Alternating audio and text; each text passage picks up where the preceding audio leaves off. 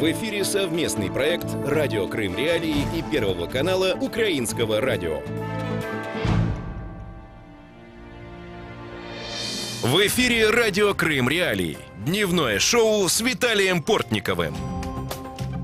Добрый вечер, добрый день. В эфире «Радио Крым Реалии», в студии Виталий Портников. Вы слушаете дневное шоу. «Радио Крым Реалии» вещает в эфире 24 часа в сутки, 7 дней в неделю. В Крыму слушайте нас в диапазоне 105,9 FM.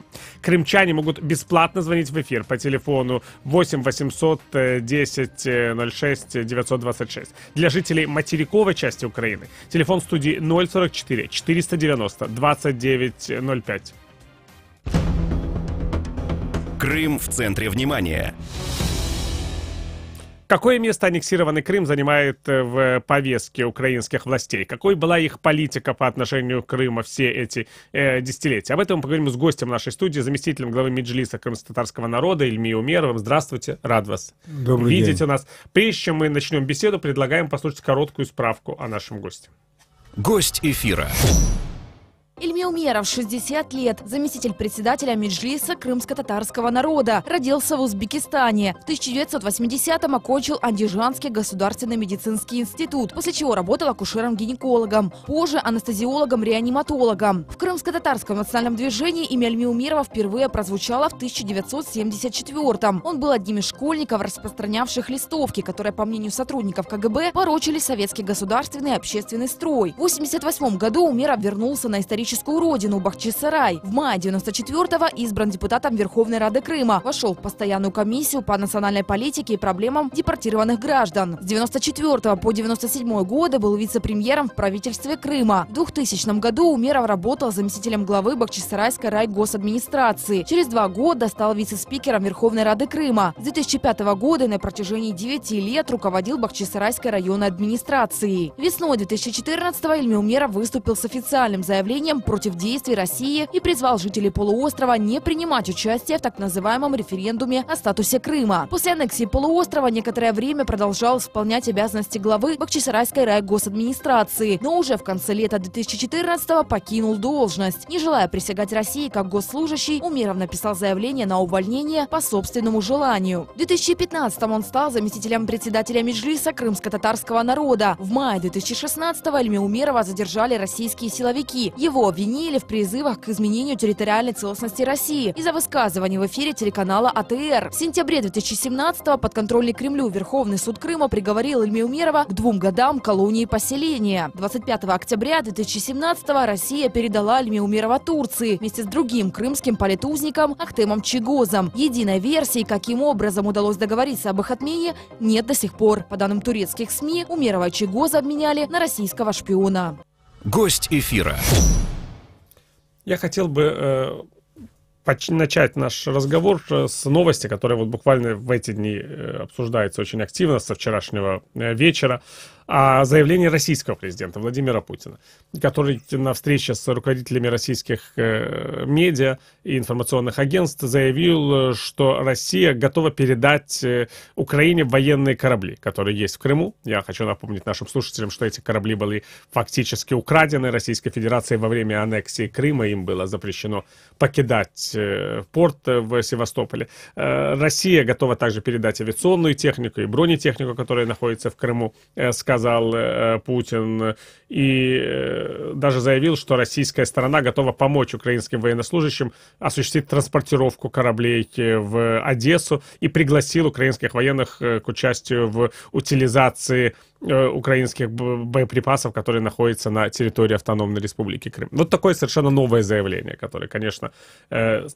иное, чем риторика Путина на протяжении последних лет. Но возникает вопрос, для чего он это говорит, вот каковы его цели. Потому что, может быть, вы заметили, что уже появились некие реакции. Да, надо забирать, надо не упустить эту возможность. Ну, я думаю, что это заявление очень похоже на заявление, которое было немножко раньше. Это наблюдателей ОБСЕ или других международных организаций пустить на подконтрольные России территории, а взамен просить уменьшения санкций. Здесь ситуация очень похожая.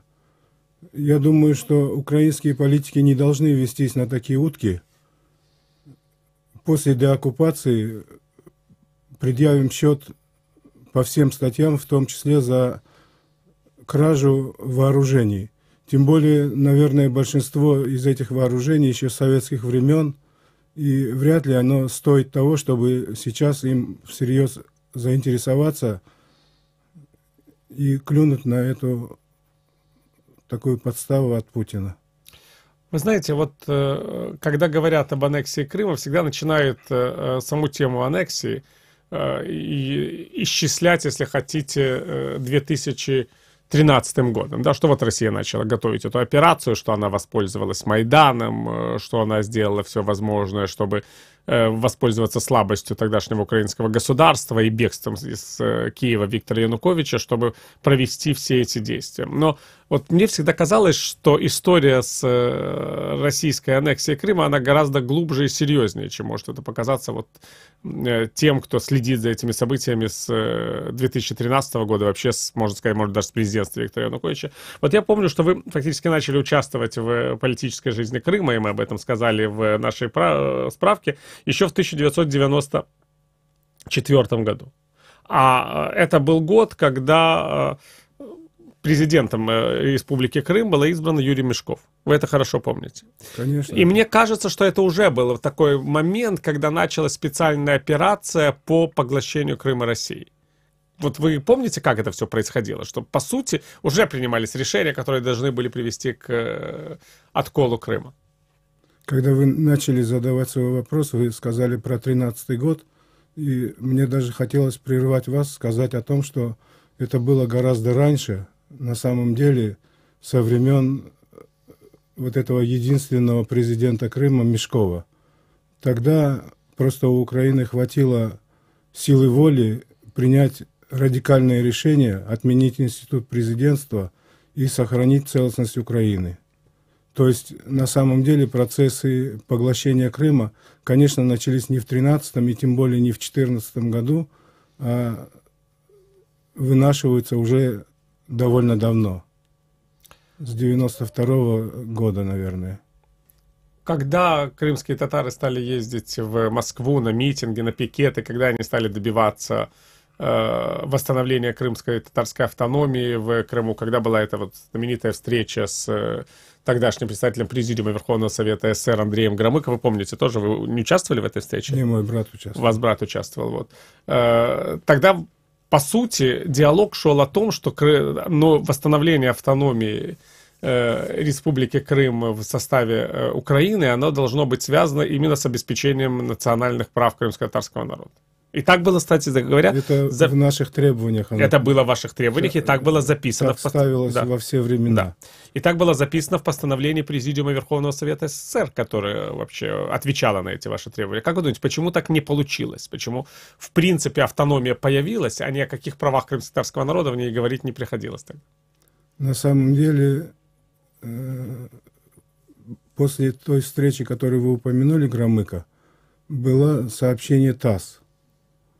И в этом сообщении ТАСС говорилось о нецелесообразности восстановить Крымскую АССР, тогда еще говорили про Советскую Социалистическую Республику Автономную, и невозможности переселить в Крым крымско-татарский народ, потому что Крым перенаселен, ну и так далее. То есть на самом деле речи о восстановлении крымско-татарской автономии не шло. Но потом уже это появилась, эта идея, возможность. Как тогда появилась автономия? Я еще раз скажу о том, что во всех требованиях крымских татар эта тема звучала. Реализация права на самоопределение в виде Крымско-татарской автономной республики Крым. Или в советские времена, еще советскую социалистическую мы тоже добавляли в своих требованиях. И после того, как Советский Союз развалился, на карте мира появилось 15 новых государств, в том числе Украина, и в составе Украины наша родина Крым. Я считаю, главной ошибкой правительства Украины уже в период независимости и всех президентов, которые избирались в разные годы, главной ошибкой по отношению к Крыму было то, что одно из основных требований крымско-татарского народа осталось нереализованным.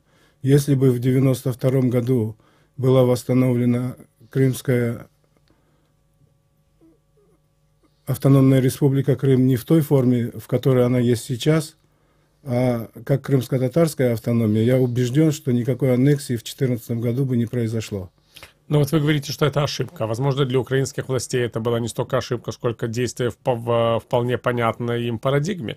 А одна номенклатура, которая была в Киеве, это была, по сути, постсоветская номенклатура, да, это бывшие секретари обкомов, горкомов, директора заводов, договаривалась с другой номенклатурой, которая была в Крыму точно такой же, да, если мы вспомним там первых руководителей Крыма. Николай Багров, да, он был первенством Крымского обкома партии, Леонид Грач был первенством Крымского обкома партии. Это были люди, которые были понятны для Киева, а руководители Меджлиса это были совершенно другие фигуры, которые вот появились в политике благодаря перестройке, благодаря правам осуществлению прав крымско-татарского народа. И никто не понимал, как с ними сотрудничать. И в этой вот, если угодно, коррупционной парадигме, которая составляла украинскую власть, по крайней мере, с 1994 года, понятно было, кто такой Багров, кто такой Грач, кто такой Франчук, но непонятно было, кто такой Джемилев или вы.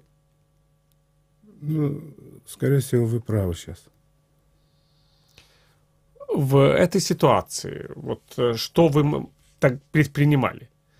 Понимали ли вы, что, в принципе, автономия, она есть, но она не крымско-татарская, и крымско-татарская может не быть долгие годы? Ну, мы предпринимали самое главное для нас – это возвращение в Крым. С 1944 года по 1988-1989 годы весь крымско-татарский народ находился в местах ссылки, потому что в 1944 был поголовно выслан. Ну, туда мы возвращаться не будем, но главное, что мы делали, это мы возвращались. И возвращались на территорию, где нас не особо ждали. Власть всегда пыталась дискредитировать, всегда пыталась противодействовать, иногда отчаянно противодействовать. А мы за счет собственных возможностей покупали дома и селились в Крыму, и это называлось возвращение крымско-татарского народа. С конца 1989 года, начала 90-х годов мы начали самовольно занимать земли. Это был очень большой конфликт с властью. Иногда были серьезные погромы. Например, в 1992 году, в октябре месяце, 2 октября, был, ну, это такое символическое событие, поэтому я о нем сейчас вспомнил. Погром крымско-татарского самостроя в Алуште, в местечке, которое называется Красный Рай. 26 человек были арестованы, мы не знали их судьбу. В ответ на это несколько тысяч крымских татар собралось около Верховной Рады Крыма, устроили погром, разбили все окна, двери. Захвата зданий никто не производил. Ну, в результате нам удалось освободить 26 человек. Вот вплоть до таких событий. И восстановление, так они называли, вопрос создания автономной республики Крым, как восстановление вот этой государственности. По Конституции она идет как территориальное образование.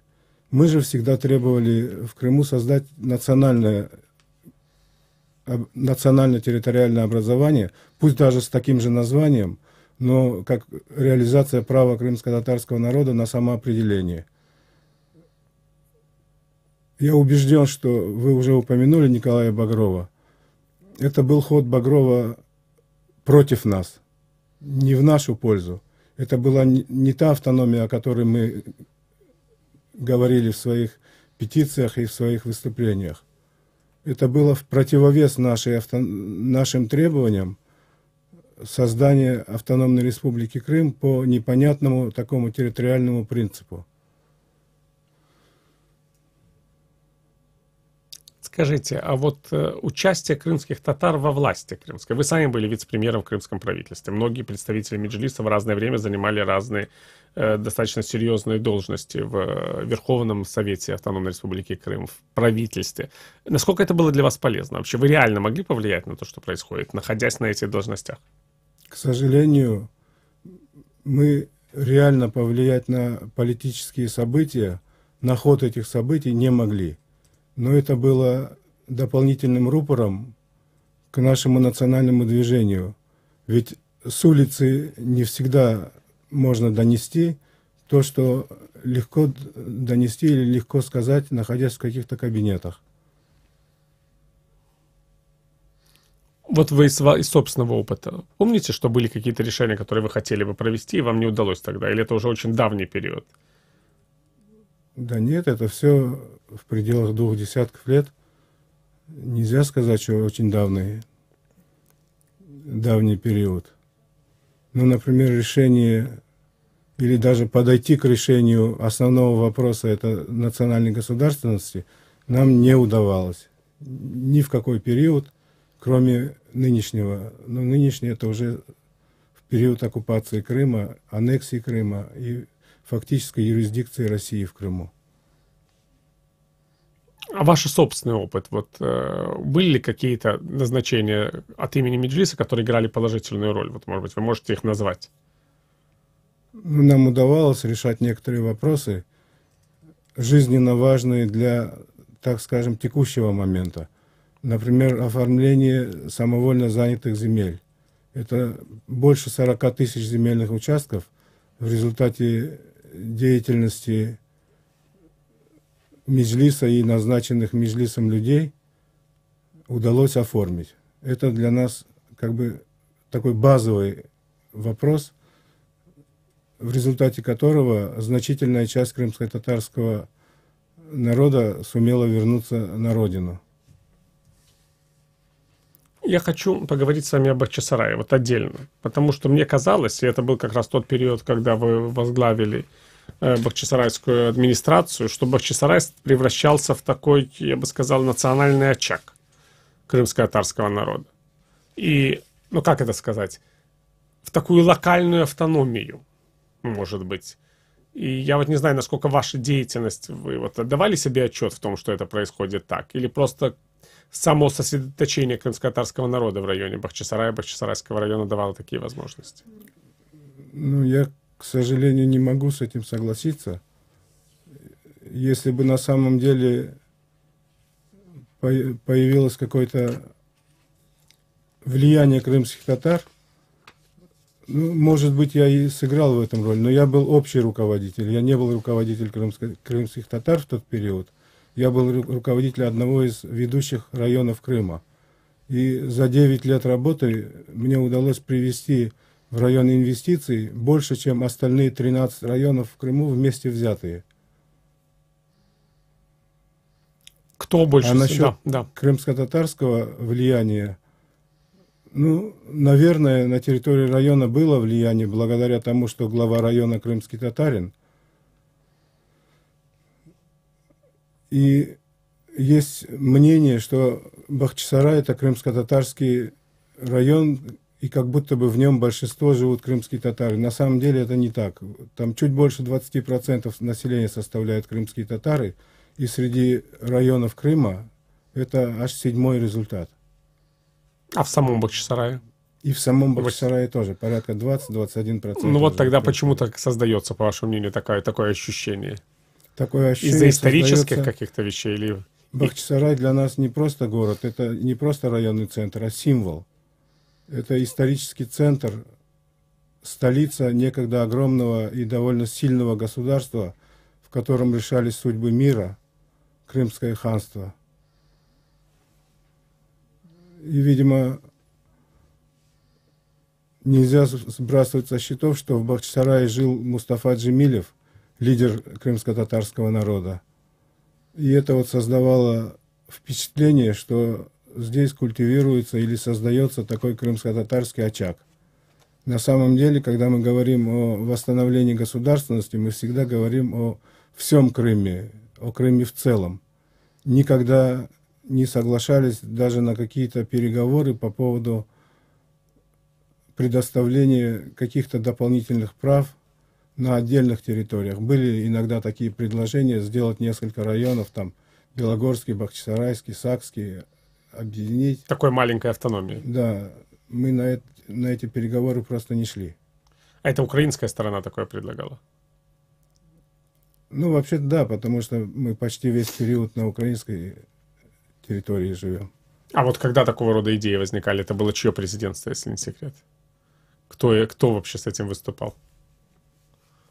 Ну, поименно я сказать не смогу, но это, видимо, время Кучмы было.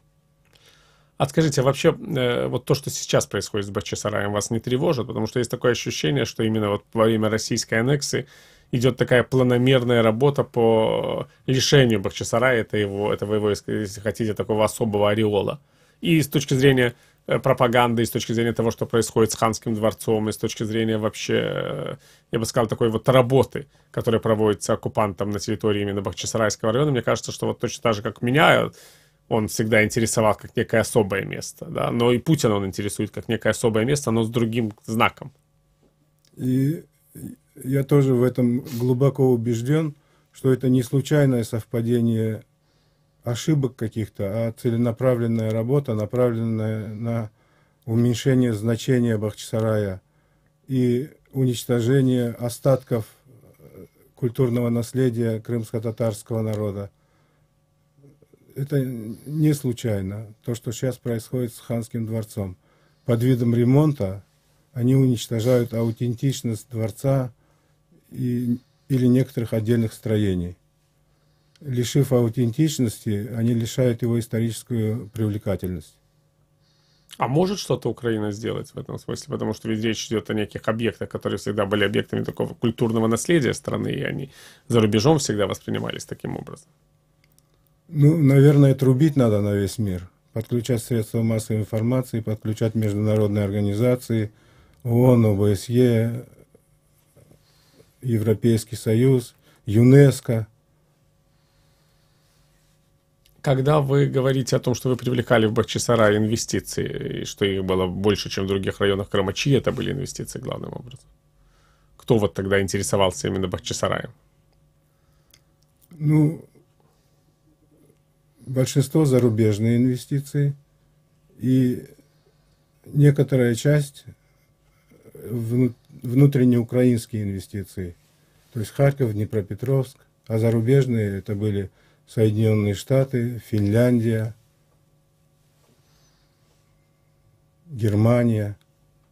Это были большие инвестиции в строительство винодельческих заводов новых, становление старых, становление цементного производства. Это были довольно крупные по меркам обычных районов. Это были большие инвестиции, по 30-40 миллионов евро каждый объект. Поэтому я так смело говорю, что в район пришло инвестиций больше, чем остальные районы привлекли вместе взятые. Есть районы, которые вообще ни копейки не сумели привлекать за весь этот период. Но видите, вы говорите о промышленности. Вот для людей в Украине, кстати говоря, для людей в России Крым — это исключительно курортная зона, да? Южный берег, в лучшем случае, Судак с Феодосией. Сейчас уже не так. Ну, сейчас это военная база. Будем считать, что это временно. Да. Но сама идея того, что крымская промышленность должна развиваться, она никогда, мне кажется, не присутствовала ни в украинском политическом сознании. И, естественно, не присутствует в российском. Никто об этом вообще даже не говорит. То, о чем вы говорите, о том, что нужно развивать винодельческое хозяйство, что нужно развивать экономику, что нужно привлекать инвестиции на новых предприятий. Мы это очень редко слышали в украинский период, да? Если инфраструктура в регионе в целом будет недостаточно развитая, если экономическое состояние региона не будет достаточно высоким, то инвестиции в туристические отрасли тоже перестанут идти. В Крыму просто по инерции, как в Советском Союзе он был всесоюзной здравницей, так называемый, по инерции ехали туристы из России, Украины. Крен или баланс немножко менялся за годы независимой Украины. Россиян стало меньше, потому что они пользовались больше европейскими курортами и турецкими курортами. А в Крым стали ехать украинцы. Сейчас, в период оккупации, за 3 года России удалось практически к нулю свести посещаемость туристическую в Крыму. Там туристы только те, которым дали бесплатные путевки. Они только приезжают. И спроса на сегодняшний Крым у обычного туриста, который за свои средства хочет получить качественный отдых, спрос практически равен нулю. А вы задумывались, вот что делать после деоккупации Крыма, если туристическая отрасль разрушена, экономика не получает инвестиций? Всюду такие проблемы. По сути, то, во что вкладывает Россия деньги, это транспортная инфраструктура и военные объекты. Это все на этом список завершен. Как восстанавливать такой регион? Я вообще думаю, что у Украины в целом вместе с Крымом перспектива только евроинтеграция, то есть интегрирование в Европу. Как только влияние большого северного соседа, большого я имею в виду территориально, большого и сильного северного соседа будет уменьшено, Украина начнет развиваться. Она не развивалась только из-за того, что, или в основном из-за того, что Россия не позволяла своим влиянием развиваться ни Украине, ни Беларуси, ни другим регионам, на которых у нее еще сохранилось влияние. Ну, Крым же будет в этой ситуации в особой роли, да, потому что все-таки так или иначе сегодня украинское руководство контролирует территорию материковой Украины, ну, за исключением оккупированных районов Донбасса, а Крым находится в правовом пространстве другого государства, и это государство не очень о нем думает. Чем дальше, кстати, тем меньше, вы видите. У этого государства, у России, есть несколько направлений, в которые она вкладывает огромные средства.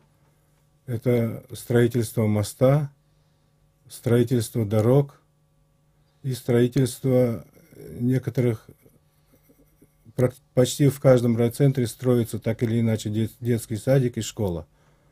Но это все три направления, где большие откаты. То есть они пилят бюджет на Крыме. И заботятся не о будущем Крыма, а о сегодняшних возможностях собственных. Ну, Украине придется восстанавливать Крым.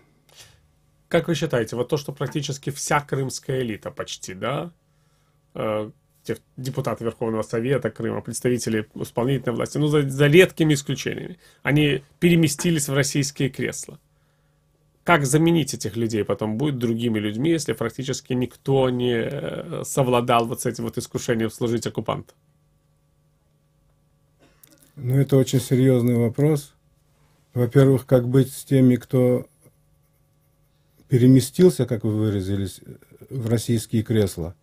Кого из них признать коллаборантом, кого простить, кого посадить, кого простить?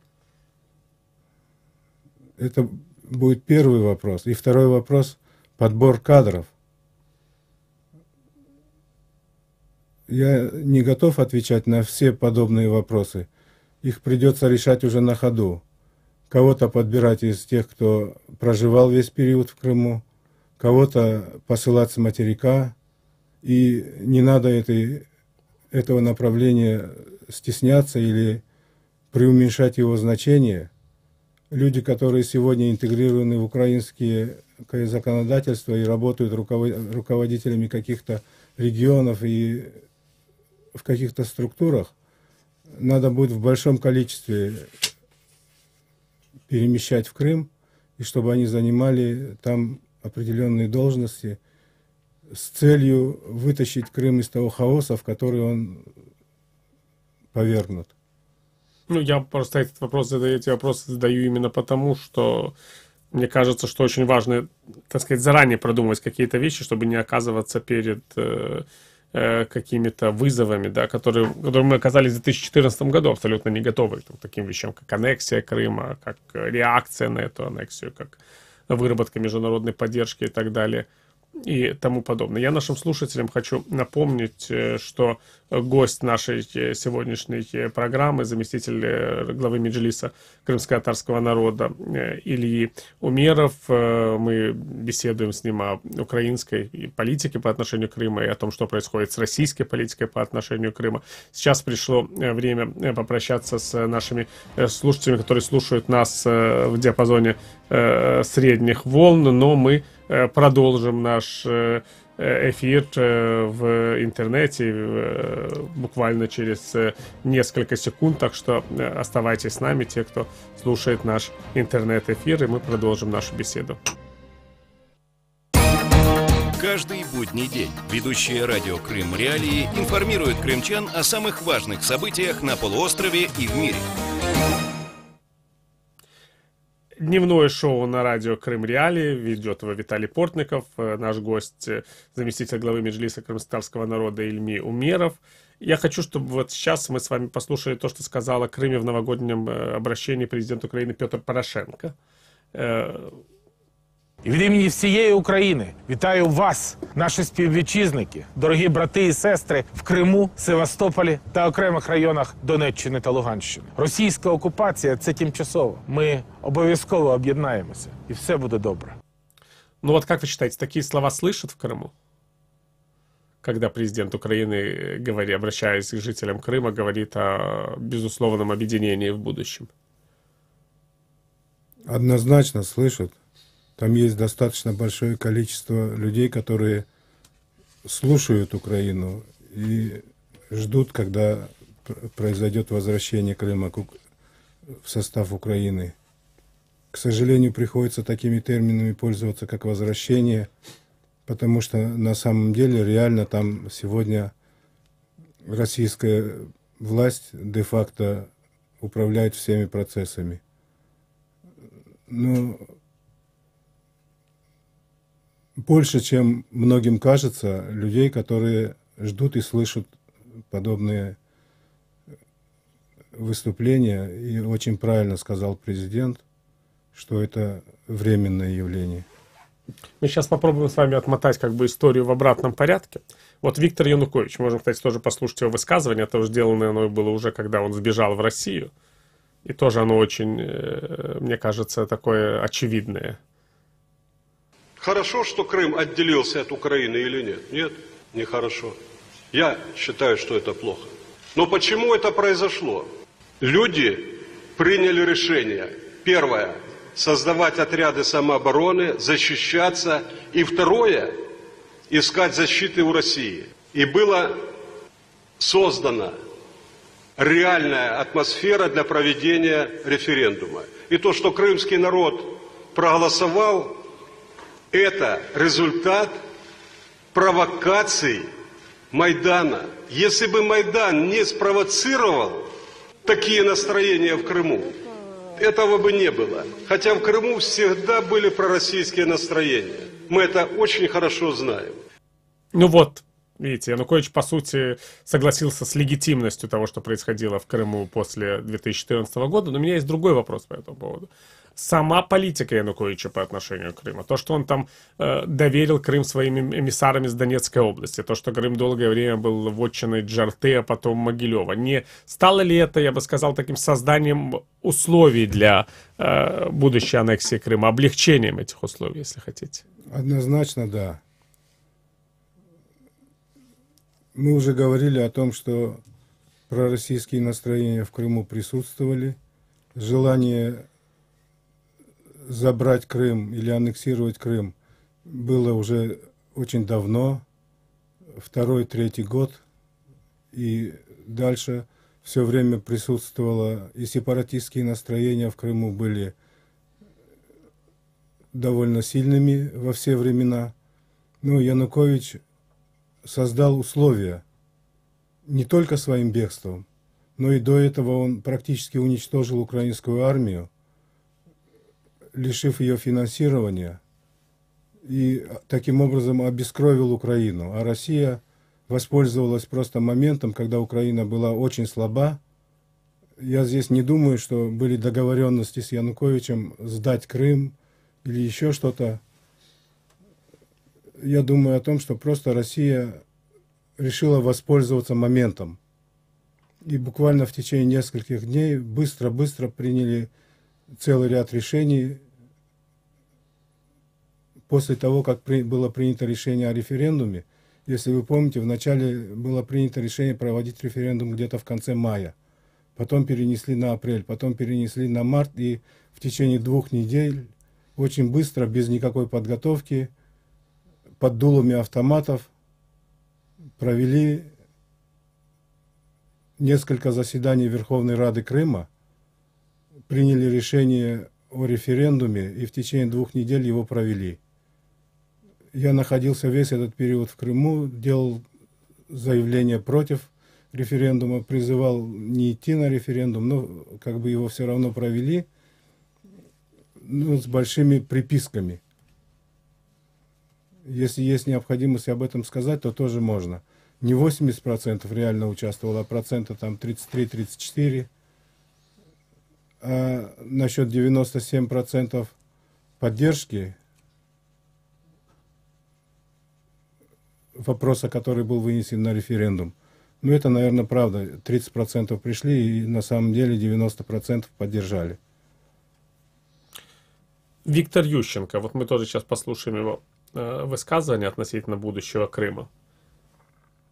Якби ви за останній рік-півтора назвали політичне рішення ясне, чітке, яке доведено до українського війська, починаючи з Криму, і це військо не виконало цю ясну політичну директиву, я б сказав, да, ми маємо справу з некваліфікованими військовими, які не можуть забезпечити виконання ясної політичної директиви. Я щось директив не пам'ятаю, розумієте?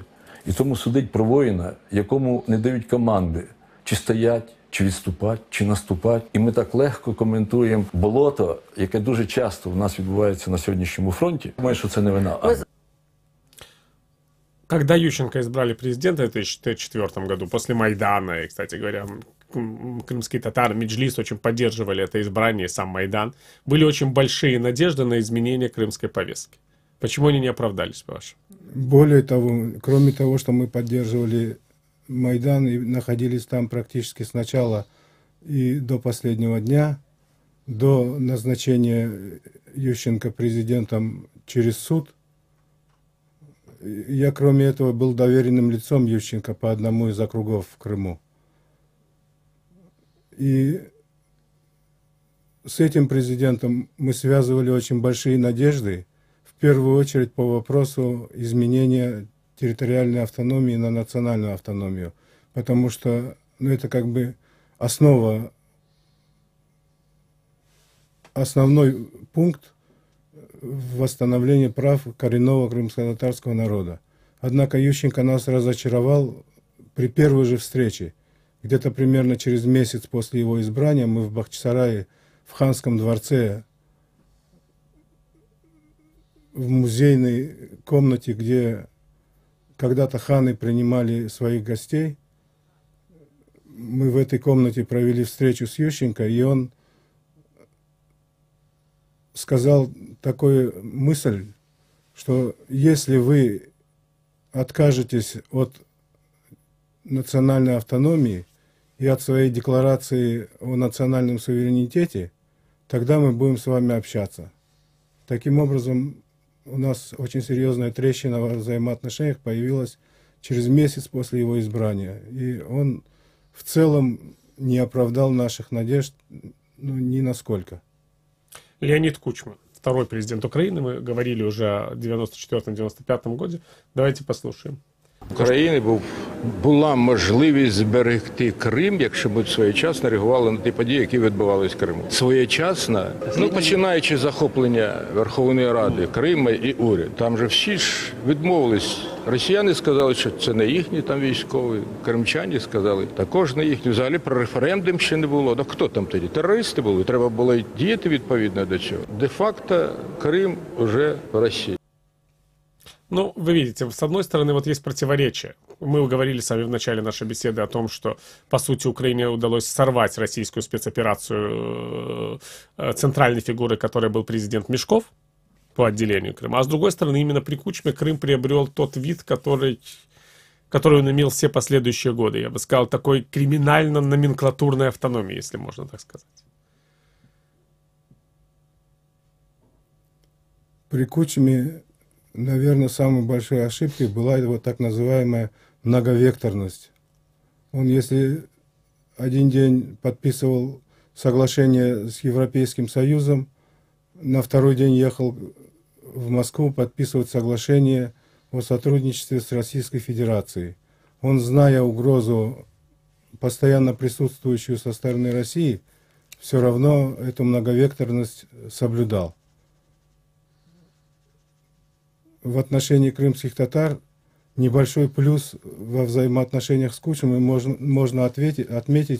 В 1999 году Меджлис был признан таким своеобразным способом. Был подписан указ президента Кучмы в мае 1999 года о создании Совета представителей крымско-татарского народа при президенте Украины. И в состав этого совета были включены все 33 человека, которые являются членами Меджлиса крымско-татарского народа. И потом, если на Курултае у нас происходили изменения в составе, то администрация президента тоже вносила изменения в состав Совета представителей. Эту практику поломал Янукович, когда стал президентом.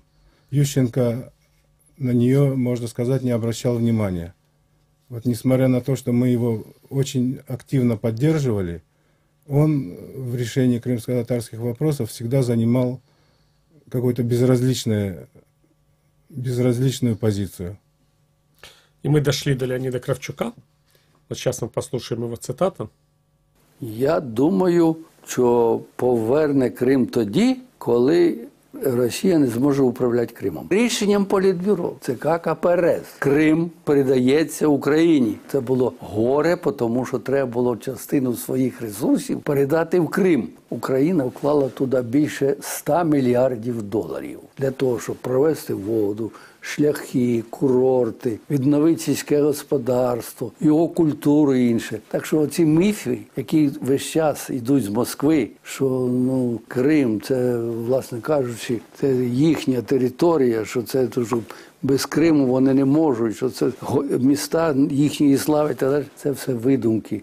Україні Хрущов не подарував Криму. Він заставив, хай почитаєте Джубея, примусив взяти Крим собі, мотивуючи на Політбюро ЦК КПРС тим, що Україна, маючи досвід в таких областях, як Одеська, Херсонська, Миколаївська, вона може допомогти Криму. Що, власне, і сталося. Україна допомогла, поставила Крим на ноги. Як могла поставила, вона ж не могла поставити краще, ніж вся Україна. А тепер Крим анексували, ще й доводять нам, що це повернення Криму, хоч вони повернули той Крим, який в них був.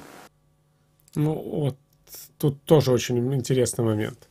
Леонид Кравчук говорит о Крыме как о территории, которая была возвращена, которая была передана Украине, именно потому что были выселены коренные народы, и Российская Федерация ничего сделать не могла с экономикой этого региона. Это такой факт, да, что Крым был разорен после операции Сталина в Иберии по выселению крымских татар и других коренных народов Крыма.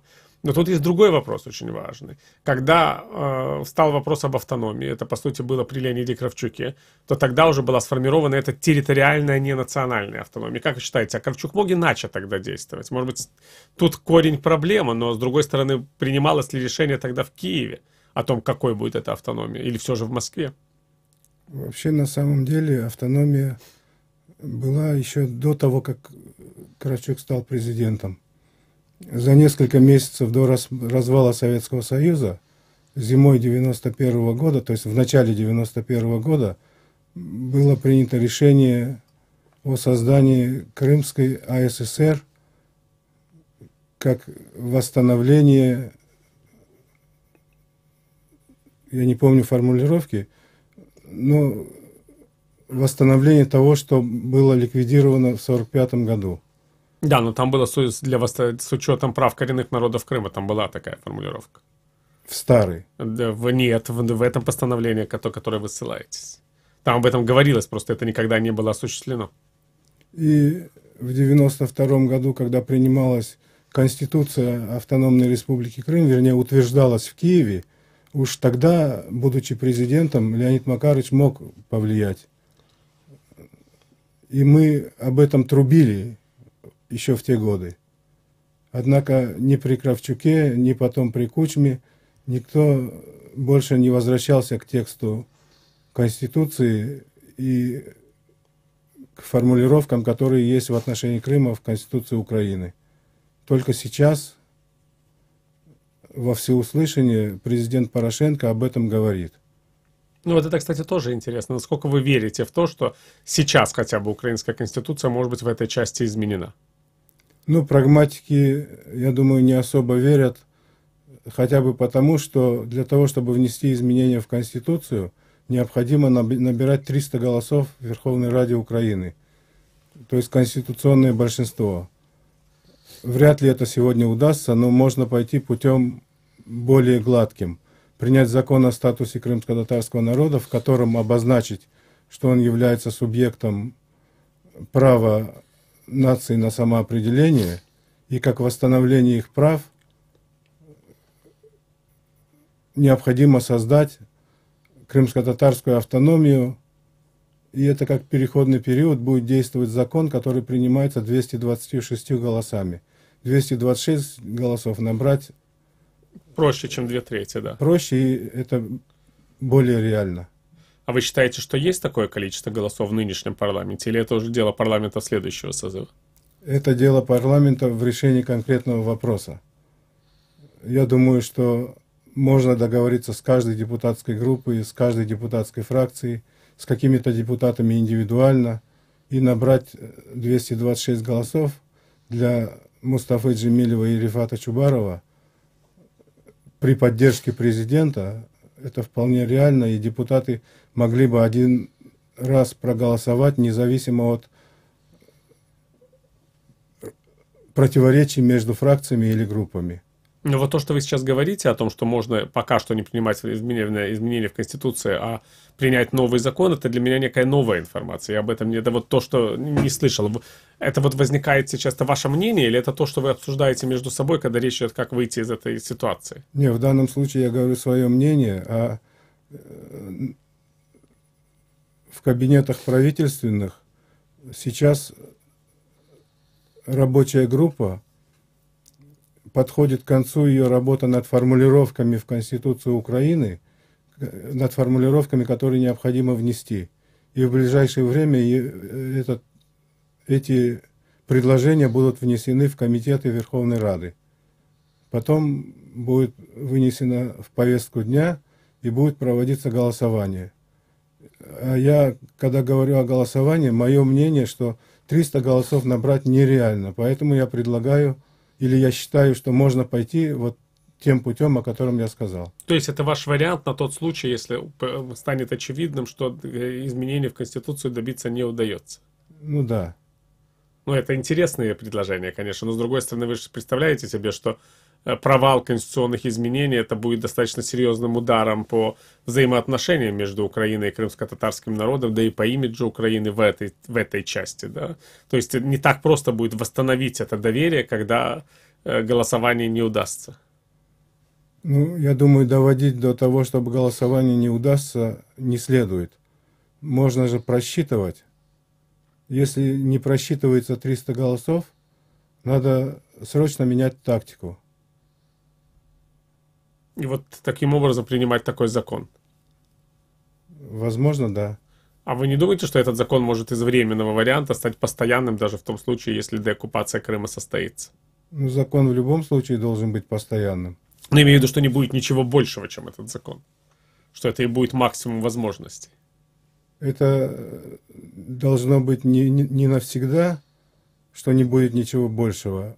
До первой возможности, когда можно набрать 300 голосов. Ну, в любом случае, мне кажется, что это интересная очень идея и само предложение. Опять-таки, мне кажется, что его стоит рассматривать и наравне с конституционными изменениями. Действительно, чтобы не оказаться в той ситуации, когда нельзя провести тех решений, которые необходимо было бы привести для того, чтобы ответить на запрос крымско-татарского народа о восстановлении его исторических прав в Крыму. Я хочу поблагодарить вас за то, что вы были сегодня с нами, пожелать здоровья и плодотворной деятельности. Я тоже благодарю вас за приглашение. Я напомню, что сегодня в программе «Дневное шоу» на радио Крым Реалии мы беседовали с заместителем главы Меджлиса крымско-татарского народа Ильми Умеровым. Эту программу для вас провел Виталий Портников. Спасибо, что были с нами, уважаемые слушатели. И до новых встреч в нашем эфире. Желаю вам всего хорошего и не прощаюсь надолго.